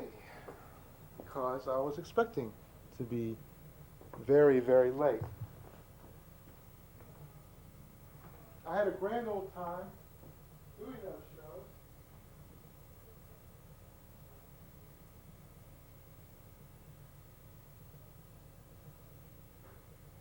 And I hope you've had a grand old time watching them. Well, this about wraps it up. Can I think of any more cliched a way of expressing it? And so, I will in fact be seeing you all next week. At the same time, you are tuned to Cafe Cabaret. Cafe Cabaret is broadcast every Tuesday night on Cambridge Community Television, Channel 55, and at 9 p.m. It's a 2-hour show, and that's about 2/3 the time of the 3-hour cruise that the castaways on Gilligan's Island were to have enjoyed. Boy, I'll bet you that getting stranded on that island really kind of screwed up Thurston Howell III's schedule. But you know something? Nobody stole all his money in his absence. He must have been a pretty shrewd manager. Either that or he was a lucky son of a gun. You would think after being gone all that time. But anyway, that's neither here nor there.